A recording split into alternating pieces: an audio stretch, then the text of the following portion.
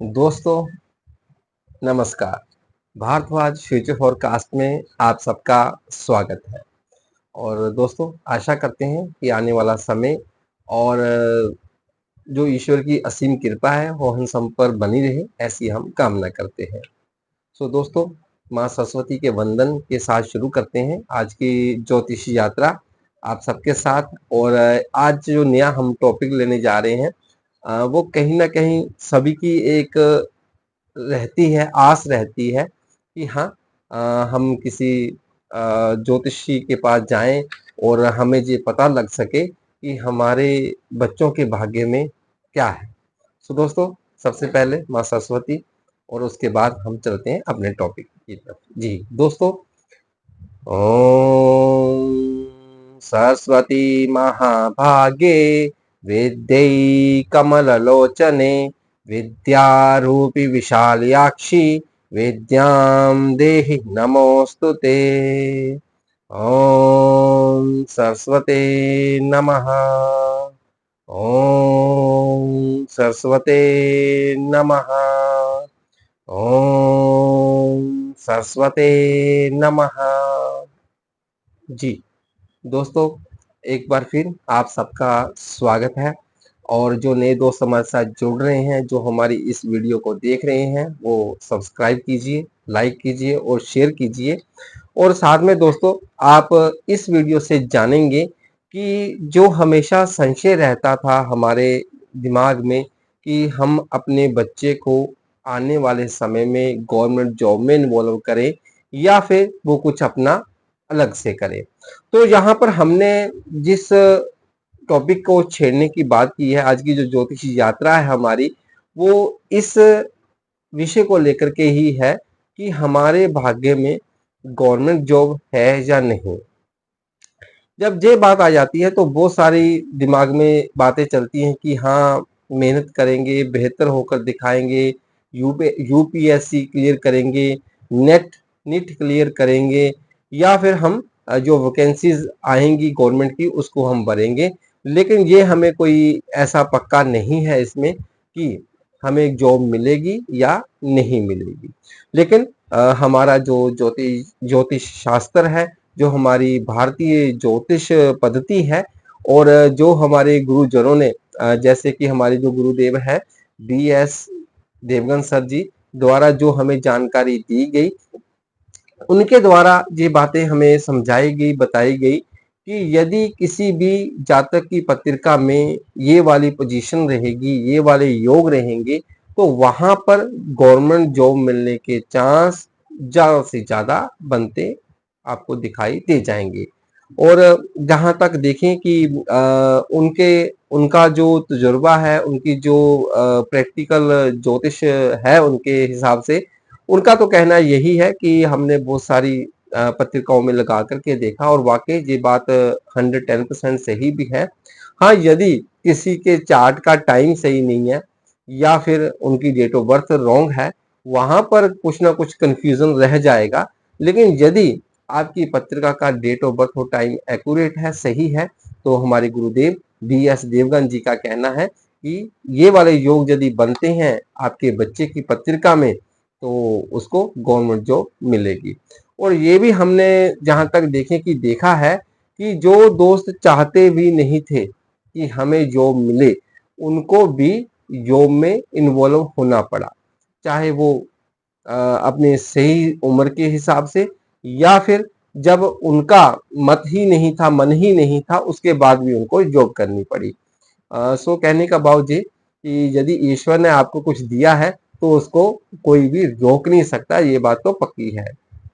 लेकिन वही इंसान है, वो चाहता है कि कहीं ना कहीं मुझे कुछ ऐसा मिले जिसके आधार पर मैं ये जानूं कि हाँ ये चीज मेरे भाग्य में है या नहीं है। ये वाली जो वीडियो है ये हम थोड़ी पार्ट में बनाएंगे। मतलब कि जहां तक देखें कि ये थोड़ी लंबी बनने वाली वीडियो है। आप जरूर समय निकालिए, जरूर देखिएगा, क्योंकि आपके बच्चों के भविष्य की बात है और हमारे आने वाली जो जनरेशन है उसकी बात है। देखने से आपको काफी कुछ पता चलेगा। बड़े सिंपल तरीके से समझाया गया हमें, और हम भी आगे वैसे ही समझाने की कोशिश भी करेंगे क्योंकि जिसमें सभी का कल्याण हो, फायदा हो।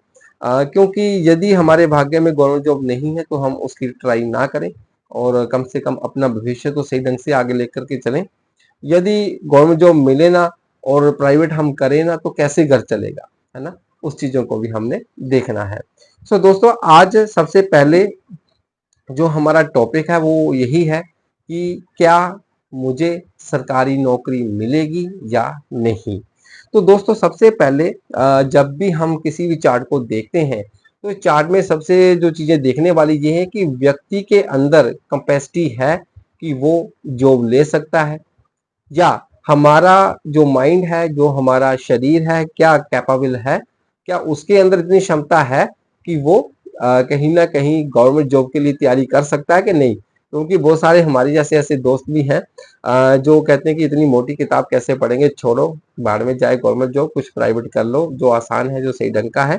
सो दोस्तों, कहने का मतलब हमारा यहाँ पर ये था कि सबसे पहले हमारी पत्रिका में लगन का स्ट्रांग होना जरूरी है। यदि आपके लगन का आपका लगन स्ट्रांग है तो आप जिस भी काम में लगोगे उसमें तन, मन और धन सब चीजें लगा देंगे। सो लगन का स्ट्रांग होना, लगन कहते हैं, यदि आप देखेंगे हमारी इस वीडियो में मैं आपको दिखा रहा हूं कि लगन यहाँ पर होता है, जो केंद्र में सबसे पहला घर बनता है, जिसे हम काल पुरुष की कुंडली के अनुसार एक एक नंबर जहां देते हैं। और वैसे जो घर होते हैं वो फिक्स होते हैं और जो राशियां होती हैं वो हमेशा चलायमान रहती हैं, वो चल रहती हैं, वो लगन चेंज होता रहेगा।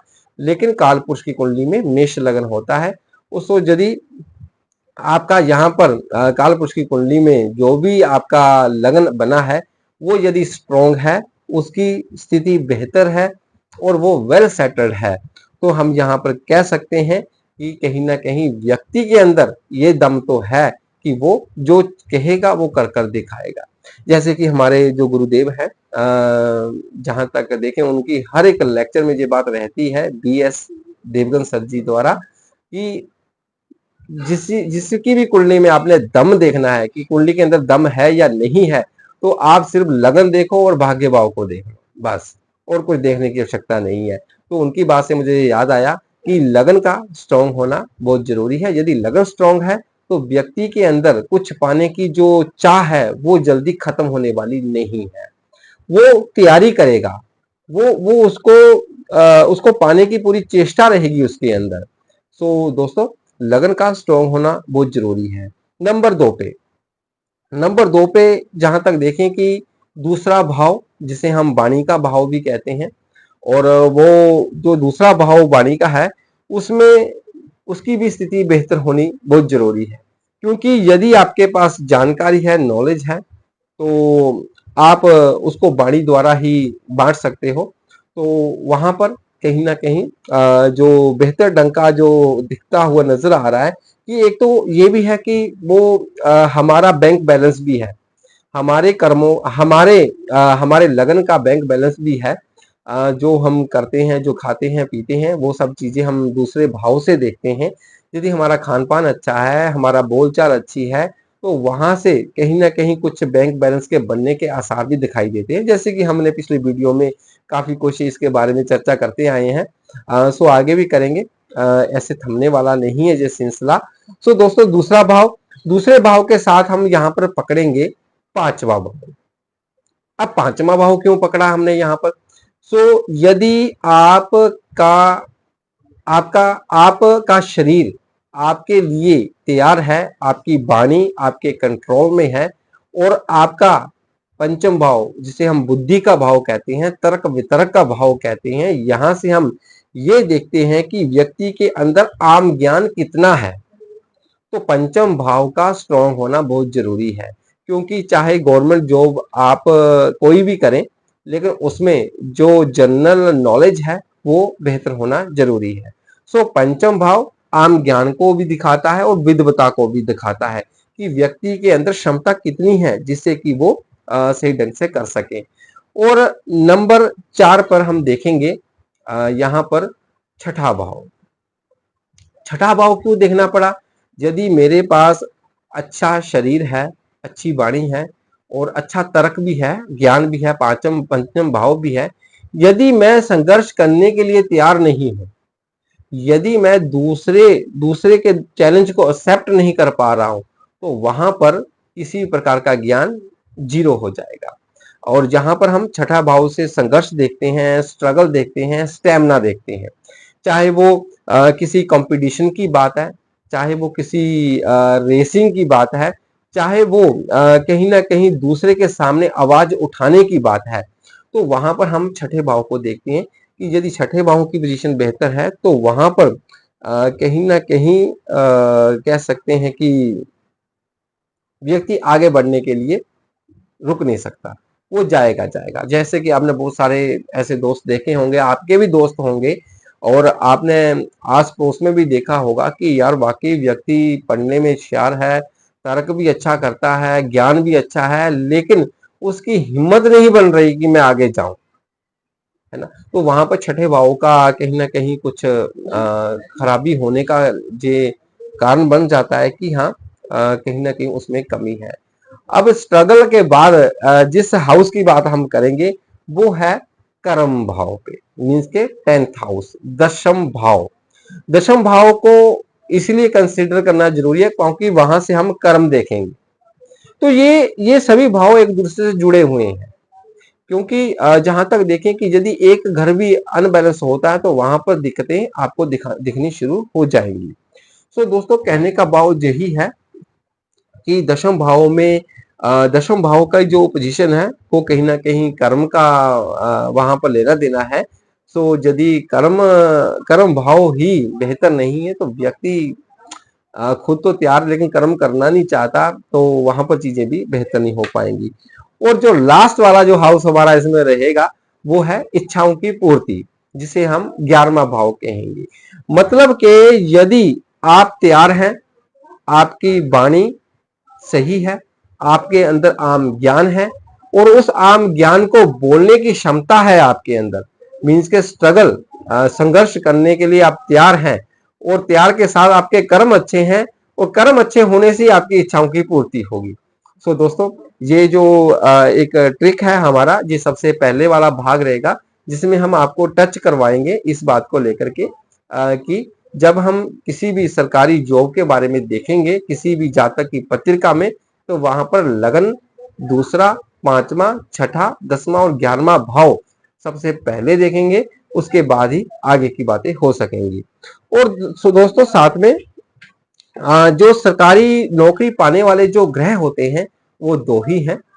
यदि आप देखें तो उसमें सब आप सब जानते हैं, ऐसी बात नहीं है, आपकी जानकारी बेहतर है, लेकिन मैं फिर भी याद करवाना चाहूंगा क्योंकि हमारा टॉपिक इस तरह से चल रहा है, तो उसमें हर एक बात को मैं आपके साथ शेयर जरूर करना चाहूंगा, जिससे कि आप उस ज्ञान को अर्जित भी कर सको, और जो नए दोस्त हमारे साथ जुड़े हैं, जो ज्योतिष जानना चाहते हैं या देखना चाहते हैं, उनको भी सुविधा आ जाए। तो गवर्नमेंट जॉब के लिए जो गवर्नमेंट का कारक है वो है सूर्य, और गवर्नमेंट की सेवा करने वाला जो सेवादार है वो है शनि महाराज। सो दोस्तों, यहाँ पर हम दो प्लैनेट को पकड़ेंगे और किसी को नहीं पकड़ेंगे इसमें। हाँ, मंगल को साथ में ले सकते हैं, ऐसी बात नहीं है, क्योंकि वो कहीं ना कहीं उस एनर्जी से जुड़ा हुआ है जिसके बगैर कभी कुछ हो नहीं सकता। तो यहाँ पर हम तीन प्लैनेट देखेंगे, एक तो सूर्य और शनि और मंगल। ये तीन ग्रहों का जो आपसी तालमेल है वो हमें बताएगा कि गवर्नमेंट जॉब हमें कैसे मिलने वाली है। सो दोस्तों, ये सबसे पहला स्टेप है। आप जरा ध्यान से इसको देखिएगा, सुनिएगा और राइट कीजिएगा, जिससे कि आप बेहतर तरीके से जान पाएंगे। सो दोस्तों, आज यही स्टेप है। अगली बार हम कुछ इसी का दूसरा हिस्सा है वो आपके सामने लेकर के आएंगे, जिससे कि आप जान पाएंगे कि कैसे होने वाली है आपकी सरकारी नौकरी। सो दोस्तों, thank you very much. Subscribe कीजिए, लाइक कीजिए, शेयर कीजिए। Thank you very much.